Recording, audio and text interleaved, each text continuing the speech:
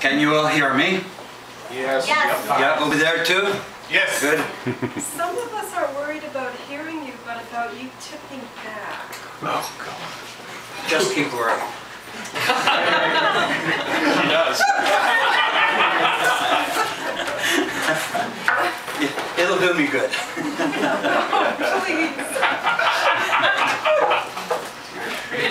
I think this must be the first time in my life that I'm going to do a themed poetry reading. And the theme is rather narcissistic, so I'm sorry. But, you know, people tell you to write about what you best know, right?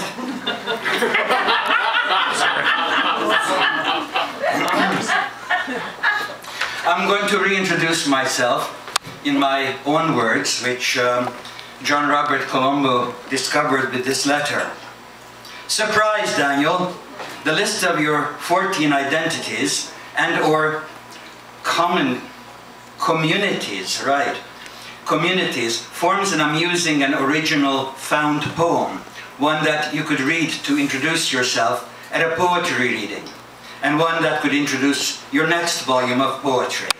It invites the listener or reader to participate as one jockey to fit in one category or another. So what happened was that I changed my life, changed my address, changed my email address and everything else, and sent out this little note. If you receive this email address change and you don't know me, I apologize. You were in my address book for any one or several of the following reasons. You are Hungarian. You are an Egyptologist or interested in ancient Egypt. You are a poet or a lover of poetry. You are a writer, an editor, or a publisher. You are interested in ancient civilizations.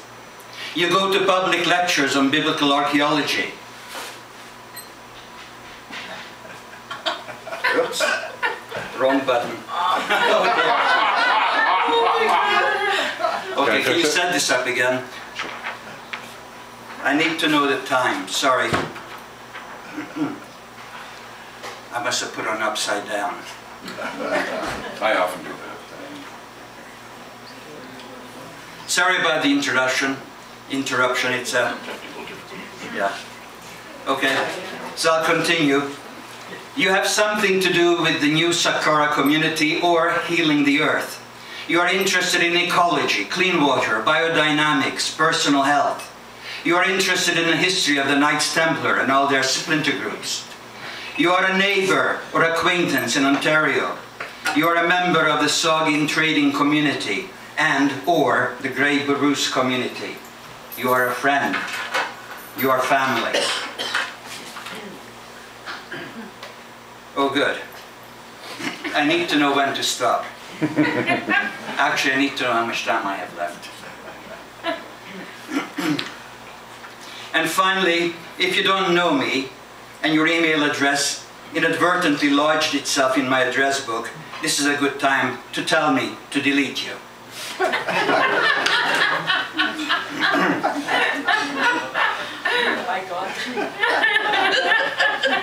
I guess many of you have gone through that, haven't you?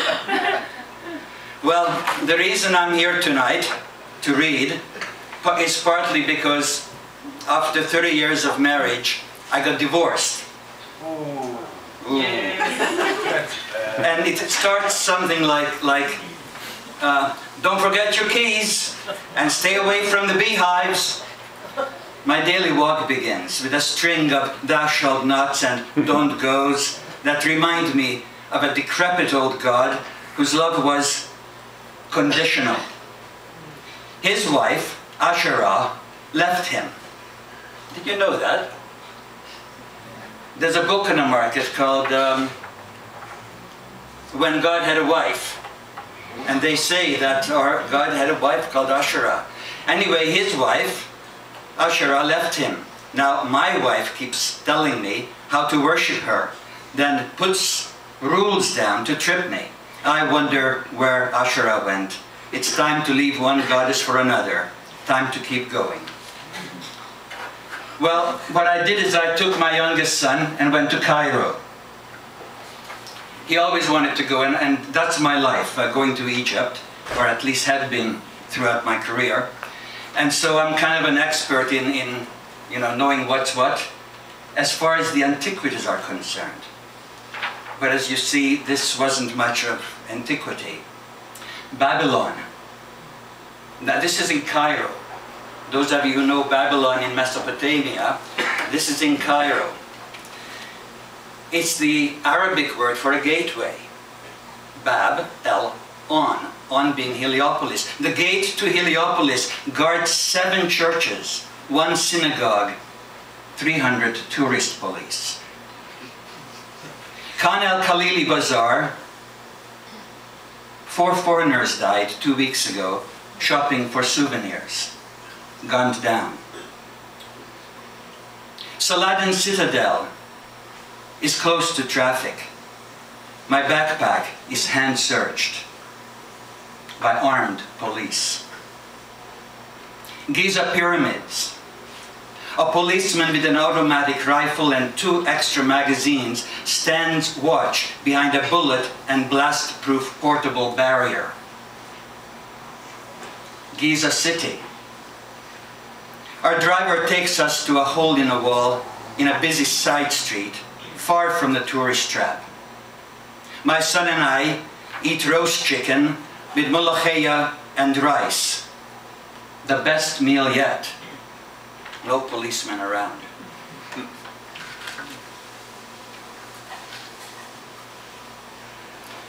So with these deaths at the Khan el-Khalili in mind, I wake up one night. Gunfire in the night. Single shots that echo either through the cavernous halls of this marble-lined hotel or the deserted street below. I cannot tell. I sit up in my bed. No sirens scream outside. I listen for footsteps. Is someone going room to room, shooting foreigners?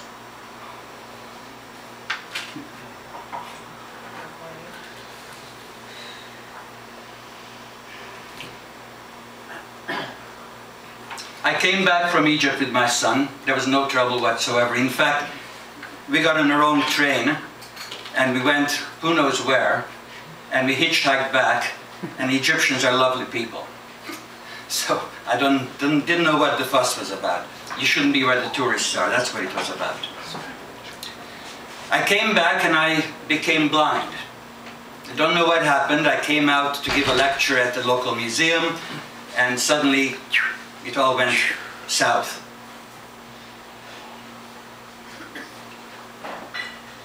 Two months later, I wrote a letter to a friend who's actually sitting here with us, saying, "Hello, Philomena." And it's not a letter, it's a poem. We were actually working on a series of poems with Philomena and Rhonda Eller, where we were making up our own formatting. A bunch of 4-line stanzas and then a 3-line stanza, or a 3-line stanza somewhere in the middle, just to see what it would sound like. So this is what it sounds like. Results of many tests and exams brought by the mini-stroke and loss of vision have come back. The good news is that my heart and arteries are clean, no cholesterol deposits, and no harm has come to the brain. I can't fake stupidity. If I acted, it is a real thing. Moreover, no further complications have occurred in the eye. I can see enough to read and write. The bad news is that I'm legally blind. My distance vision is iffy, and I cannot drive. Participation in poetry readings will depend on someone chauffeuring me to venues. In other words, everything is back to normal. I have participated in 2 poetry readings already and gave a workshop on performing poetry to a group of poets in Wingham 2 weeks ago. No one knew anything was wrong with me. There isn't. Long-range vision does not hinder reading or writing, nor seeing people around me. At that Wingham meeting, we had a bit of a crisis. we had an intruder. "I am the last man on earth," the man shouted as he entered our poetry workshop space. "I've been fighting the devil," he said, and one of the poets, in zealous anticipation of a potential new poem, asked, "Can we have a piece of the action?" "I need protection," the intruder yelled, and I blessed him with my whole heart. But another poet, more practical, called the police and assured the man they are good at providing protection. The intruder indeed calmed down. But I missed how the police could save anyone from the devil. At another one of those poetry readings, while this blindness thing was still heavy on my mind, made me extra observant really with what I could see. It was at an open mic. A lady was sitting next to me. Words come easily to her. Anything that happens, she fills the page with filigreed phrases and smiles, pleased with herself. She fidgets at the poetry reading, does not listen, seems bored, until something you and I would not see catches her eye. She flips the notebook page, and another, it's a paper notebook, not a computer one.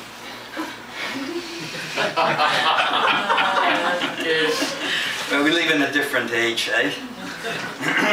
She flips the notebook page and another poem pops into being. Asked to read at open mic, she says she's never read in public. As the first poem sounds, she unwittingly reveals that she has never edited or revised anything she has written. She breaks a moment's silence and announces to everyone that she's a grandmother and has settled here 36 years ago. She reads a poem she had just penned, first on a napkin and then transcribed word for word into her notebook. "It's a brand new poem, and I just wrote it for you," she says, and points to the wisteria that hangs outside the window. Her poem is sweet and chatty. Flipping the page, she says she will now read an older poem she has written this morning. It is a short ode to toast. But it doesn't start anyone's saliva flowing. So she senses something is wrong, bows to the audience, and sits down.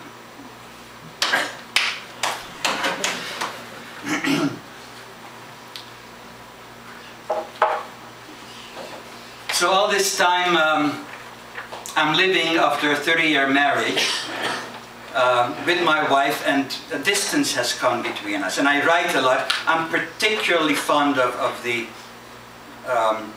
major holidays like solstices and equinoxes. And I really enjoyed when Sue read her shady sharp solstice. That was a lovely, lovely phrase. And Norman Christofoli and I were just talking at the beginning of the evening here tonight that what really makes a poetry reading memorable is when you catch somebody's really, really genuinely fresh phrase. And that was beautiful. Yeah. As was the poem itself. So the relationship at home goes something like from trash to transcendence. When we were first married, we lived in a commune, and there was a man named Ralph, and he always took out the garbage. And we used to say, my wife and I, that he always saved our marriage, because people always quarrel over who takes out the garbage.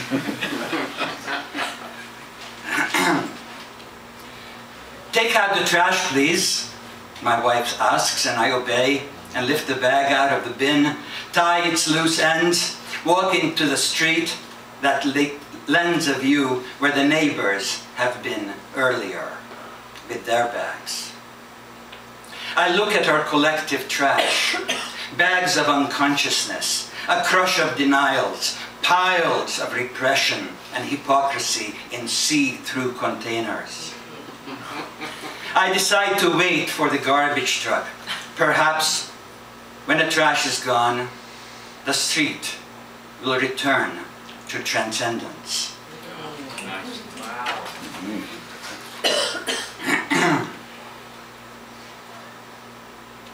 Married and divorced. The wedges we drive to keep us apart. This is a song. I don't know, I'm not a songwriter, but it has a refrain, so don't get bored if I have to repeat all that. I have to repeat, it's a song. The wedges, those of you who play guitar, just find a tune for it. The wedges we drive to keep us apart, the hedges we grow to block the view, the words we say with double-edged swords, the feelings we hold that fester our wounds. Oh, we've been married too long. We're singing different tunes, and I'm looking forward to setting off to go it alone. The courtship months were surprisingly sweet. The wedding was a lightning from the blue. The first 5 years were truly delightful, and only then we thought of having children. But now, we've been married too long. We're singing different tunes, and I'm looking forward to setting off and go it alone. Happiness is holding a babe in arms. Raising him was a small price to pay. He was so beautiful and so much fun. We went to square one to conceive another. By now, we've been married too long. The sleepless nights belong to another era. I'm leaving, I'm setting off to go it alone. The next boy was as lovely as the first. We loved them dearly. Our hearts nearly burst with joy, and they were playful and well versed in the context we gave them, the best we knew how. By now, we've been married too long. The sleepless nights belong to another era. I'm leaving. I'm setting off and go it alone. Now that the youngest is 20 and left the house, we look at the void we have built between us. We've lost the will and commitment to bridge it. Finally, we talk openly and honestly to separate. We've been married too long. We don't long for each other. Let's each go our merry way. Let's get that divorce going. Well, my wife felt betrayed, and I can't blame her for it. And fortunately, we're still friends and have tea once a month or two, because as we agreed, and you must all agree as well, married or divorced, we're going to have grandchildren together at some point. Maybe. Betrayal as poetry. This is a found poem. I take part in a Jungian dream workshop, and we share our dreams and read books about it. And a man called James Hillmans wrote a book called Senex and Puer. And on page 211, he talks about betrayal. Remorse and repentance in a betrayer. Resentment and revenge in a betrayed. Surface as remembering. Forgetting can never fully repress resentment. An exceptional affliction of memory. These emotions keep the experience from dissolving into the unconscious. Both betrayed and betrayer keep bitter fidelity with this paradox. As long as you have paradox instead of conflict, there's a chance to heal. So I turned around and looked for healing whenever I could. And in my personal training, I once came up with this prayer, which then I annotated for the event. Goddess of creation, protectress of procreation, pleasure goddess of recreation, you have complimented me at each stage of my life and blessed me with a good woman to accompany me on each of these journeys. Now that all of these paths have come together, I walk with wise woman. and learn that she has been with me throughout my life, guiding my feet, running interference for my inappropriate actions, and doing damage control whenever I open my mouth without first consulting her.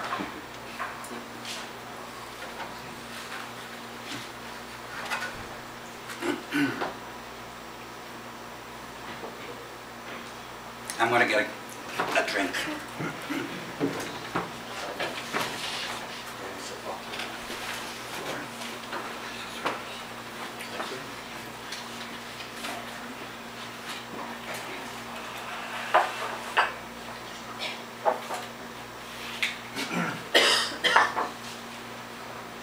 It's nice and warm in here. Hi Steve. Hi, Daniel. When did you sneak in? Just now. Well done. So, it's obvious to you by now that whenever I have problems, I run away, I travel.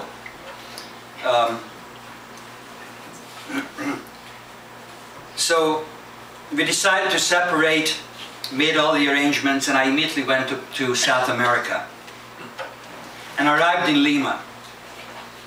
Leaning over the rail at the most beautiful spot from which Miraflores took its reputation, Lima's seaweed-sodden shores looked back at us from 500 meters below. We brought a lifetime of dreams collected from films and magazine photos, each of us hoping to become part of the postcard we painted in our minds. We flew to Cusco, which is about, I don't know, 4 kilometers up in the air. And from there down about 1,500 meters to Machu Picchu, which was really the point of going to Peru. And again, I'm going to resort to a found poem, because Hiram Bingham, back in 1910, was the one who was told by a local peasant, he was a treasure hunter, that there are marvelous, marvelous, pristine buildings on top of one of these mountains. And he just said, okay, show me. So he went up there and basically discovered Machu Picchu and wrote a book about it called The Lost City of the Incas. And in his book, he writes, peaks above Urubamba Valley, Urubamba is the river, serve as sanctuary for the oppressed, where they fearlessly and patiently give expression to their passion for walls of enduring beauty, constantly changing panorama, rich topical foliage, countless terraces that tame the towering cliffs, while glaciers peek out between the clouds. And this man isn't even a poet, isn't he good?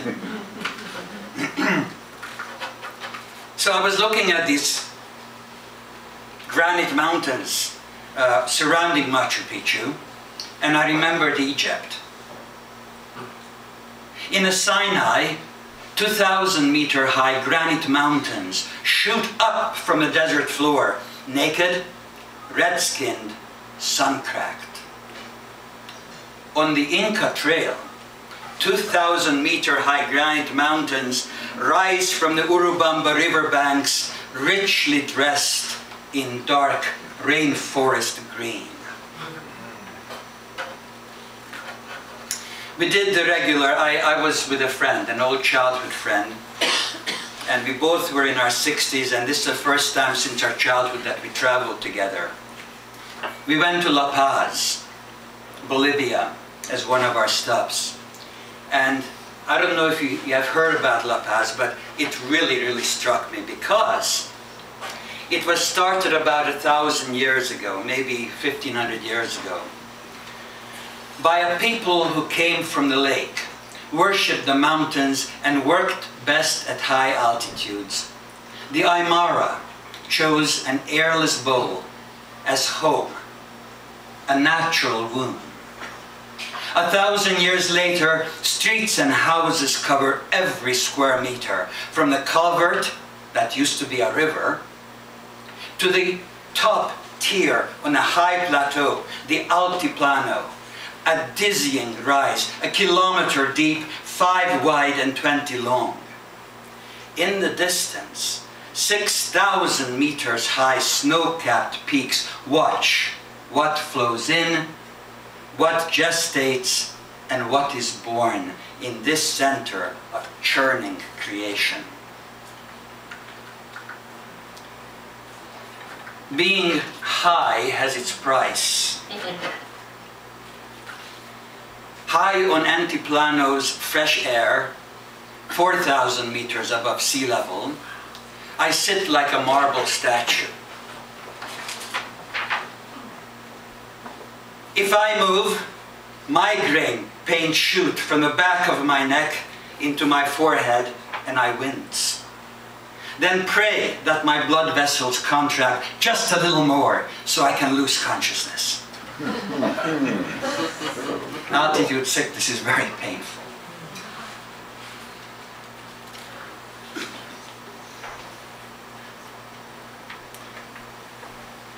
Around Lake Titicaca there are loads and loads of wonderful things to see. My companion was a 63-year-old American woman. She sat in the Peruvian sunshine and watched a car full of locals walk up the path to Amuru Muro, the door to nowhere, on the shores of Lake Titicaca. Each person placed a hand on a sacred spot, browned by skin oils on a reddish native sandstone, and recited a prayer. But the woman didn't understand the words. When they left, she walked up to this legendary portal, a false door carved into solid rock, placed her hand on a discolored part, and soaked in 1,000 years worth of prayer and worship the Aymara people left behind.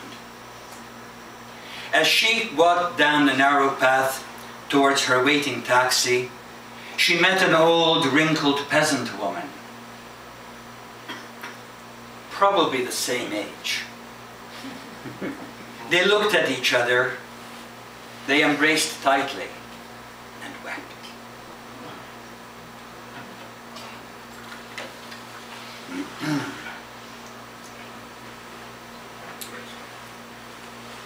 I have lived in North America for the past, well, I don't know, since 1957, okay? And this is a land of the bald eagle. I've never actually seen one in the wild. But the moment I set foot in South America, this is what happens. Rising current soars a condor onto a wing-tipped slipstream. Proud raptor ravages the countryside with her predator eyes. It was a marvel to behold. Now,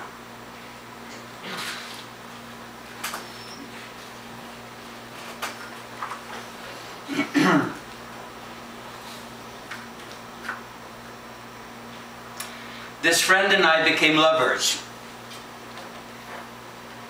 And when my first book was published, one of the reviewers said that Daniel Kolos adds a refreshing touch to Canadian erotic poetry.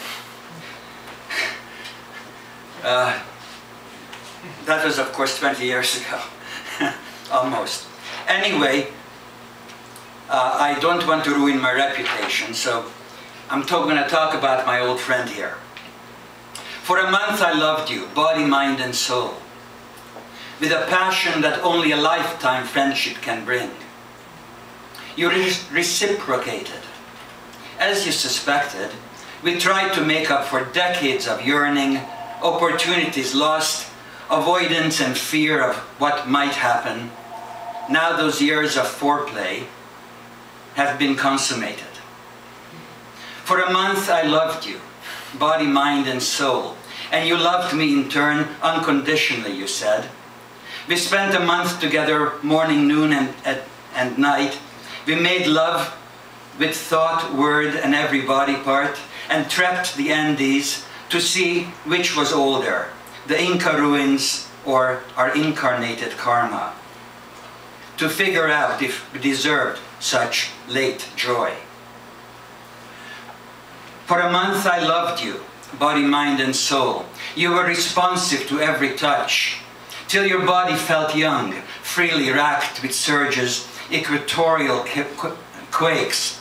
I sang silent songs of heartfelt emotions with a broad inner smile. You reached 3 orgasms before I even entered you, and when we coupled, I felt this poem coming.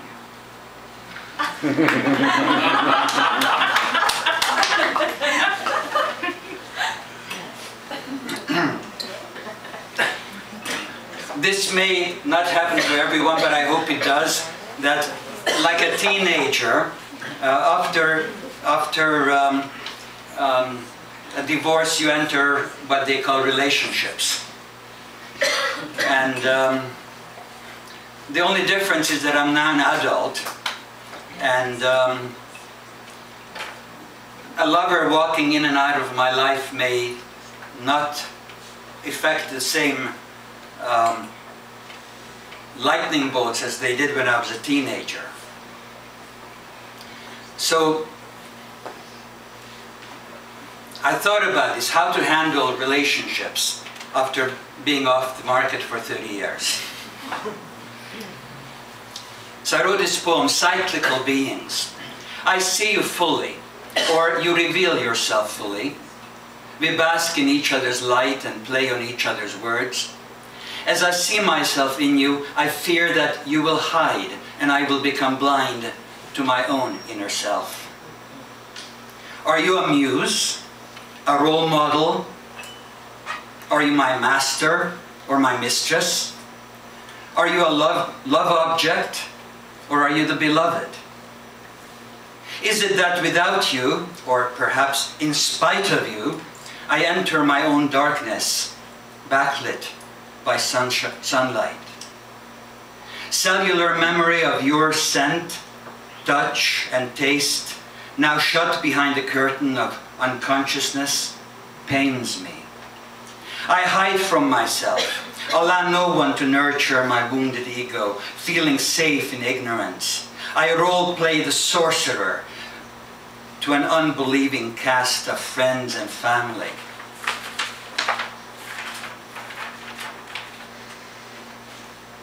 I let the ego dance, the anima nag, the shadow taunt and threaten, hoping to quell disbelief. As you walked away, you left a mirror behind, and as I stare at it, I see my own emptiness. Out of that darkness, you hauntingly reappear, gently, a waxing crescent that warms my fearful pall, until I reawaken to my own sunrise. We are, after all, cyclical beings.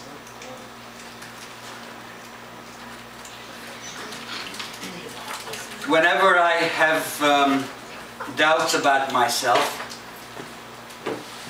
I go into intellectual forays to compensate. And I have a wonderful mirror, and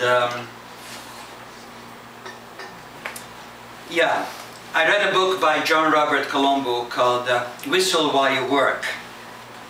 And I wrote a review of it that was published. And in that, Colombo follows Northrop Frye's reasoning that the source of mysticism is the individual visionary author. Let me read that again because that's heavy. The source of mysticism is the individual visionary author. Well, to put it more simply, Colombo, who calls him a mystagogue, says there's no such thing as mysticism. So I said, you're a name caller. Colombo, the humanist thinker, pointed out to me, whom he called a mystagogue, for soaking up mystical concepts, that when Northrop Frye, the great Canadian mythologist, looked at the words of Blake, Fry concluded that Blake was not a mystic poet. There was nothing misty about his writing, but rather a visionary one. Fry made the Gnostic assessment that emotions and intellect keep churning within this mortal frame, and the churning itself is the immortal flame. For Fry, therefore, visions are a function of the brain. Create a long enough alpha state, and imagination will take on a hauntingly beautiful reality. For Blake, the mist of the waterfall became the breath of life, which ideal beings fanned into his nostrils, and his open heart enfolded. For the humanist, negative ions, the falls generated, revived the poet's mind from the beta to the alpha state, placing him into a creative mode. For the Gnostic, the breath of God whispered into Blake's ears emotion-laden words, which when written, immortalized God's manifest beauty.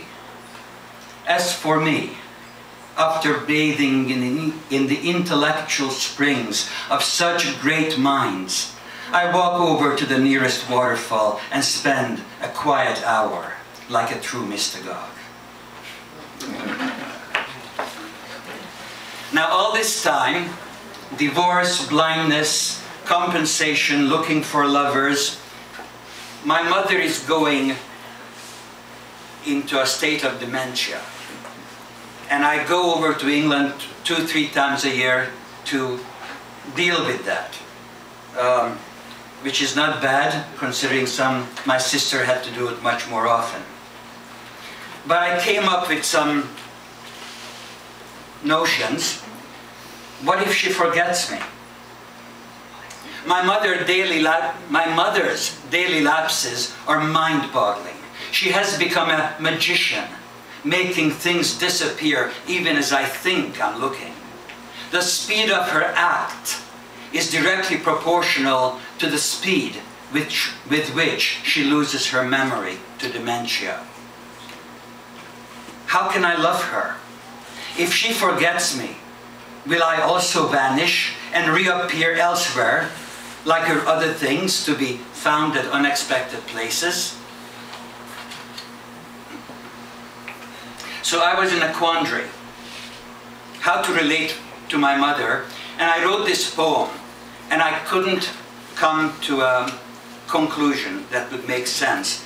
So about a month ago, I took it, maybe 2 months ago, I took it to the Renaissance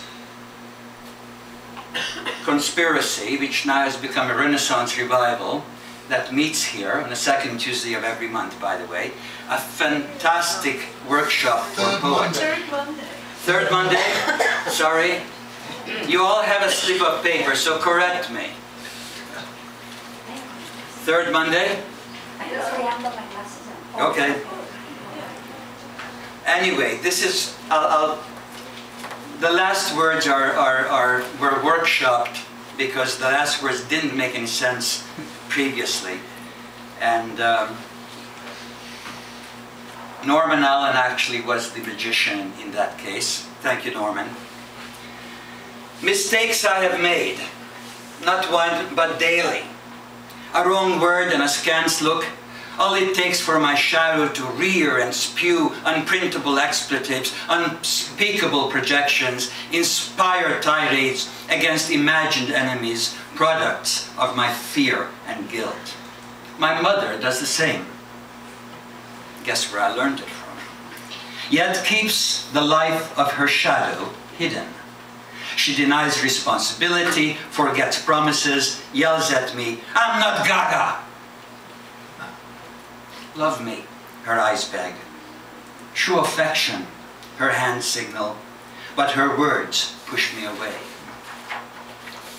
1944, when I was born, she did everything to love and nourish me, risked her life to keep me alive while Budapest was occupied under siege, bombed, stores empty for weeks at a time, house to house fighting along pock-marked streets. Now it's my turn. As her brain hardens, squeezes out her mind, I become the ogre, the Nazi who insists that rotten food be thrown out, that a visit to the doctor is necessary, that leaving a 2-story, 4-bedroom house for a smaller, airy, spacious apartment will ease her movements. I walk as if on a minefield, where each wrong word explodes in my face. When I pick up an object, "What do you think you're doing?" flies at me unexpectedly. When she spends the last bill from her purse, she looks at me accusingly and asks, "Did you take my money?" True, I was helpless as an infant, but I did not make her life hell. The war did that. How can I deal with this woman who once called me son? A woman whom dementia is turning into a beast. How can I father my mother? Thank you.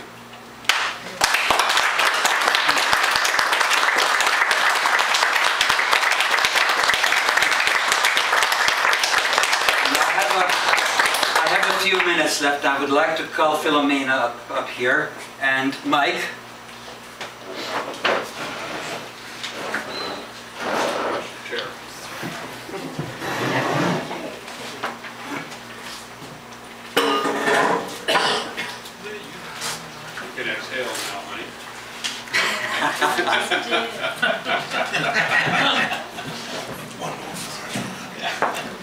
Okay, should you begin? Okay. Right up here. Oh.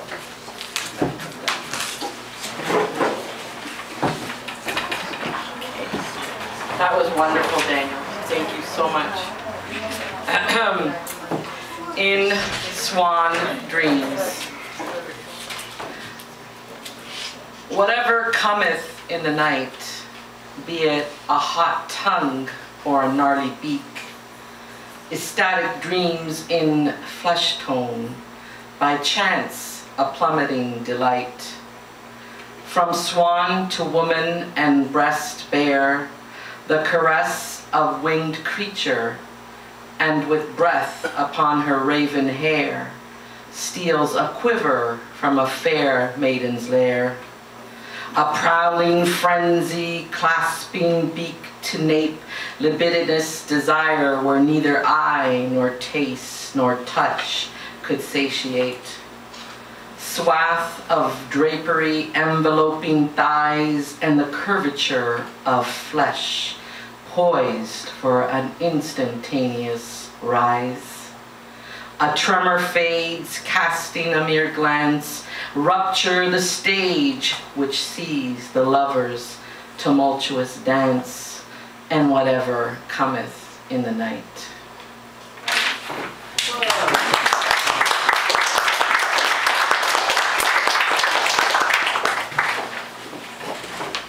Well, I'm only reading what Rhonda Eller has written.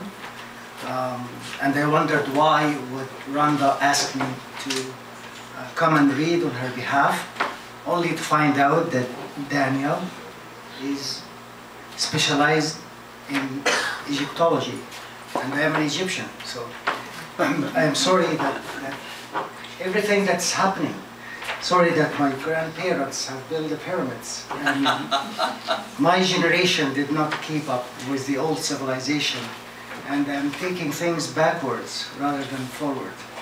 I hope that our generation will bring forth the old civilization back. It's a really sad thing to see that we are going backwards rather than forwards. It's very sad. I just came back from Egypt last Thursday.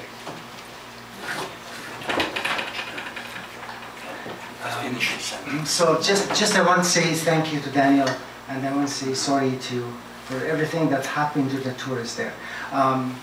So on behalf of Rhonda Eller, because of our time, Threshing Floors and Wings.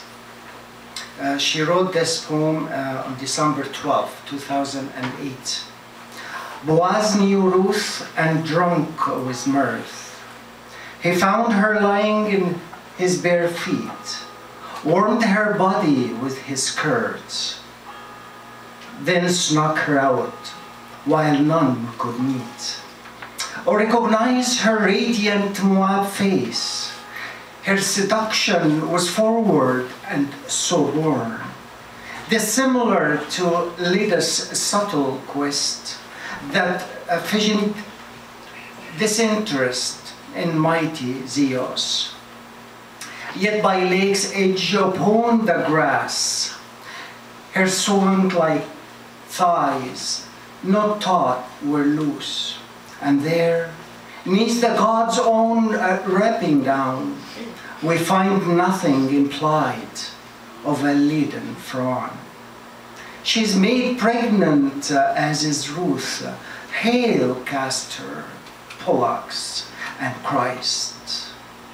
Three mortal souls were bred on threshing floors of various measure, through wings and talons of heated pleasure, where gods and royal kingdoms bed together. And young lest we forget, Sheba, banded with Solomon, gained her desire and infused his hot seed in her own empire. Rhonda Eller.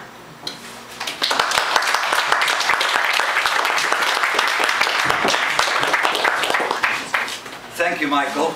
And you know, it's not your fault what's happening in Egypt.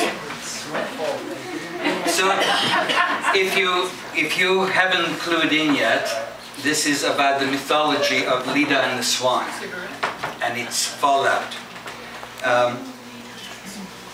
Leda, if you didn't know, was the queen of Sparta.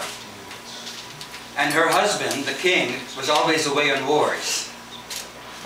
And if you didn't know why Zeus was such a philanderer, well, Hera wasn't exactly providing him with any. So here it is, Leda enjoys Zeus. Zeus, booted out of his conjugal bed, went on to prowl and follow the scent of a woman in heat who had been led to the edge of joy when her lover went, and left her to pursue affairs of state. His quick departure left her incomplete, brooding and wondering about her fate, her clitoral yearnings near defeat. Heaving and naked on the soft moss, Zeus honed in on Leda's dimming wan. Meaning no harm to Tyndareus, the king, nor loss, he metamorphosed into a graceful swan. Quote, "Since we both suffer a lack of pleasure, let us finish what was elsewhere started," unquote. She sighed, reclined, and in great measure enjoyed the ribbed penetration unthwarted. Like Solomon caressing Sheba's thighs, Zeus brought life and light to Leda's eyes, checkmating the queen of Sparta without lies. These are the kind of collaborations we have done, probably about 16 each, and hopefully it'll come out as a book as soon as we get together. Thank you all very much for your attention.